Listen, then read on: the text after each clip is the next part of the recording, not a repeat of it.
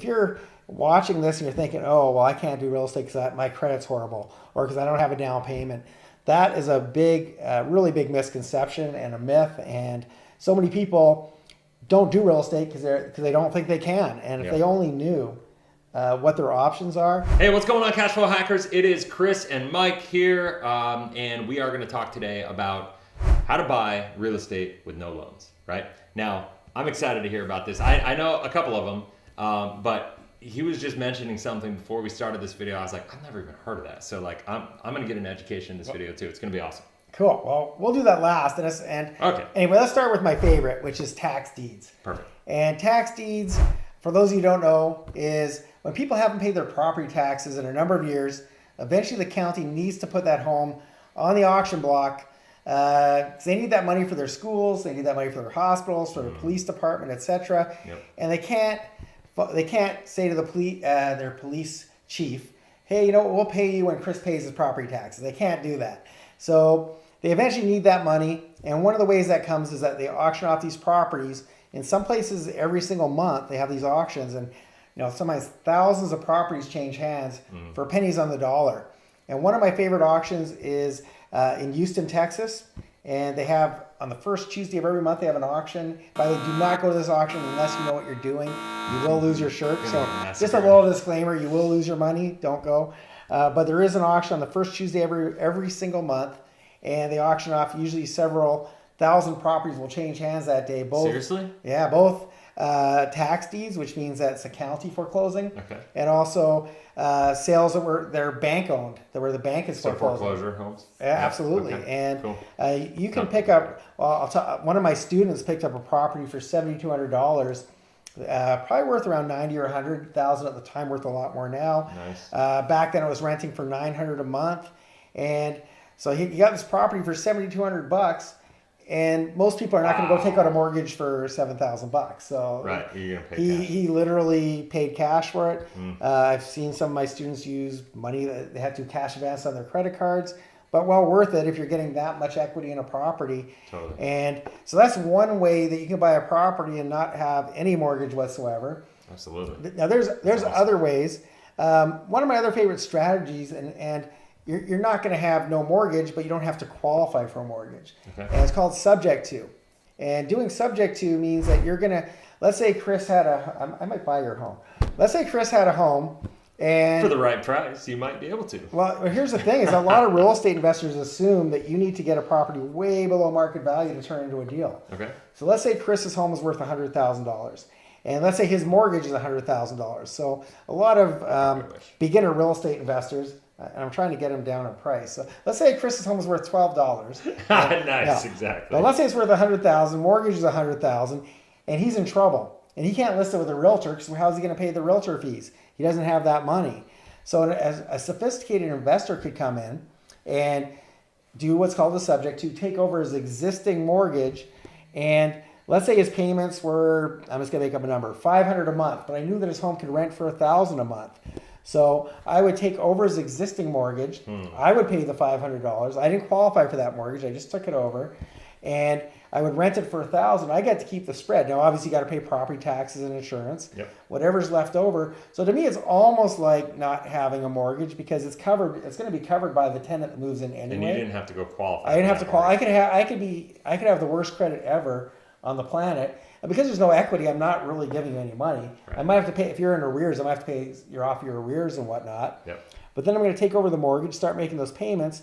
But then when somebody moves in, I would probably do a rent to own on it. And so I would take a deposit from them. Okay. So let's say your arrears were $5,000. Yep. I might take a rent to own client in and charge them $10,000 up front. Cool. If your payment's $500, I might charge them $1,000. So not only do I have $5,000 more than when I started, I didn't have to qualify for a mortgage, and now I've got money coming in. I've got cash flow coming in every single month, and I never had to step foot in a bank. And that money that I gave you, if I gave you $5,000, doesn't have to be my own money. So how do you find deals like this? How do you start a conversation like that? Well, how you find these deals is you need to look for distressed sellers, and I could do a 5-day event on that. But one of the ways is, if you're actually, this is one of the strategies. Unlike most strategies, you're usually looking for distressed properties, homes that need a lot of work. Those are very motivated sellers. But in this case, you're looking for people that took out their mortgage relatively recently. Okay. Like maybe in the last 2, 3, 4 years. They don't have much equity.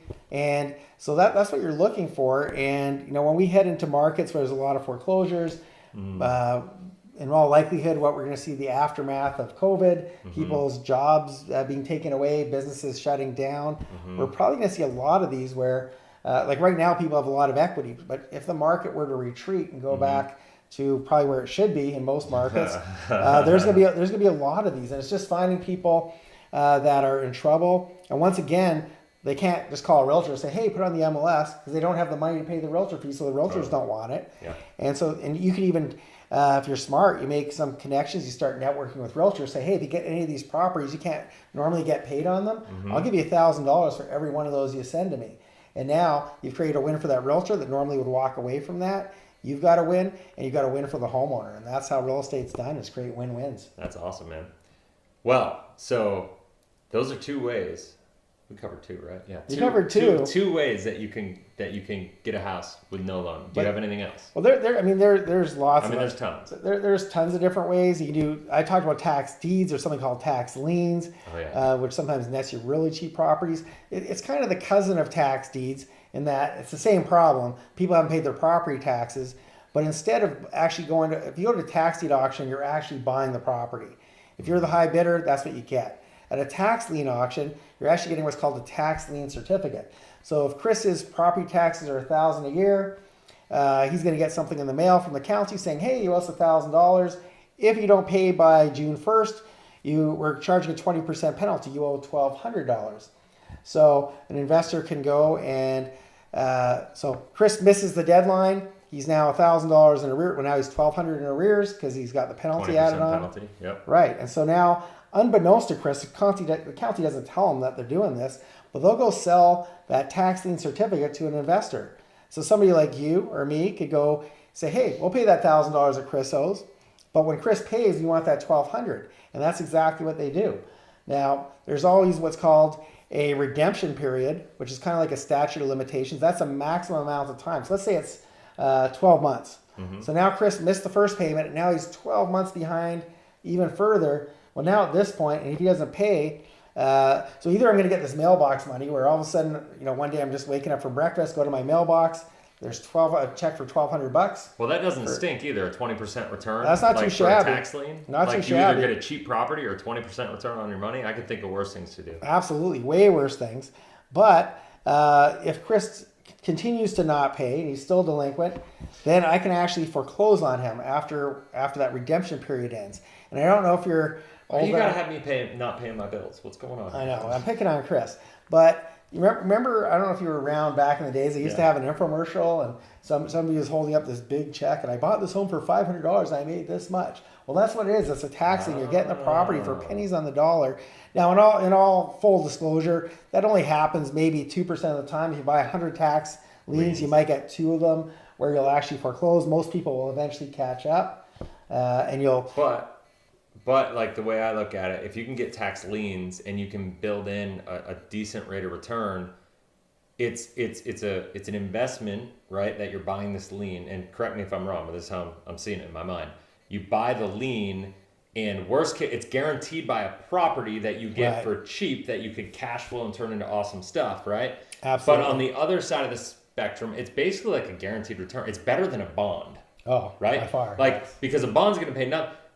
And you're not going to have liquidity of that money, right? But it's going to give you a better fixed guaranteed return, or you get a property, one or the other. Obviously, you almost don't want the return, you want the property. But worst case scenario, you get this significant return that's probably going to outperform the market in most situations. Oh, big time. Right? Well, they can go up by the way, as high as 36%. Seriously? To be the return on them. Now, awesome. sometimes they get they have something that's called bidding down the interest rate. Okay. So sometimes you're at an auction, it's like 36, 32, 28, and it can get bid down. And so it's the person who goes the lowest that wins the auction. Whoever's want to do it for cheapest is going to get it. Gotcha. But still, it's going to give you a lot better return than what's in your bank account.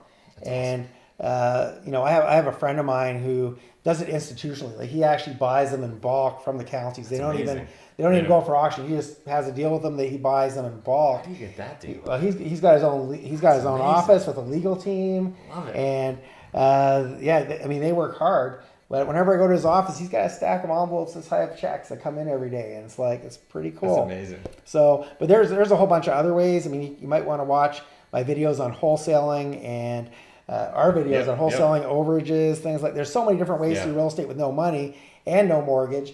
And so, if you're watching this and you're thinking, oh, well, I can't do real estate because my credit's horrible, or because I don't have a down payment, that is a big, really big misconception and a myth. And so many people don't do real estate because they don't think they can. And if they only knew what their options are, so it's so important to have the right people educating you, showing what's possible. Yep. Because and I was skeptical too when I first started. I didn't know about any of this stuff. Awesome. But there's so many ways. So is it true different states do tax liens and different states do tax deeds? Is that how it's absolutely. So it's done state by state. So you got to understand where you are. Yeah, county by county. It's actually county by county, kind of. So almost every state is either a tax lien state or a tax deed state. Then there's something, we'll throw a monkey wrench in there, and if tax... Because that's what we do. That's what we do around here. So then there's states that are redeemable deed states. And that's almost like if tax liens and tax deeds made a baby, it'd be a redeemable deed. Well, that's fun. So for example, Texas, my favorite place, they have what's called a 6-month redemption period. So if I go bid at the auction, I'm the high bidder, I win the property, just like my student who got the home for $7,200. He won it for $7,200, but for 6 months, that homeowner could have come back and purchased it from him, but they would have to give him 25% more than what he paid for it, plus all what are known as eligible expenses. And so if he would have put in new carpets for $5,000, well, he would have got his $5,000 back plus 25%. If he would have put a $10,000 roof on there, he would have got $12,500. Once again, baking in a good return. Right. So you make an extra 25%. Now a lot of people who don't really know what they're doing think, oh, I can't do anything to the property in that 6-month period. You can rent it, you can live in it, and there's even ways that you can flip it. And that's some of the stuff that I teach. I don't have time to go into all the nuances here, but anyway, so there's redeemable deed states, and then there's a few states that, depending on what county you're in, part of the some of the counties do tax liens and some do tax deeds. So with all that said, now that you just learned this, not to be condescending, but why would you ever put your money in the stock market? So anyway, so that's another conversation. That's if you want to learn, guys, go check out the link below. Go to cashflowhacking.com. In November, Cashflow Hacking, the book is coming out. Cashflow Hacking, the challenge is coming out to teach you how to do this for yourself. If you want to be taught by this man personally, go there, check it out. We can get you hooked up. It's fantastic. And that's it for this video. If you got a ton of value out of this, hit that like button, just smash it, because YouTube, it just loves the like button, and it's going to get this out there to more people. If you haven't already, make sure you subscribe, hit the bell, that way you get notified every time. And at the end of this video, you're going to see on the end screen, check it out, because we got a great real estate playlist on how you can invest. All those videos he was talking about, you can check them out. And there's also a really cool video that I'd like to share with you there. So check that out as well. And I guess that's it for now, man. So thanks for being here, brother. Thanks for having me. I'm having so much fun doing this. So have a blessed, inspirational day, and we'll see you on the next video. Thanks for tuning in. Later, guys.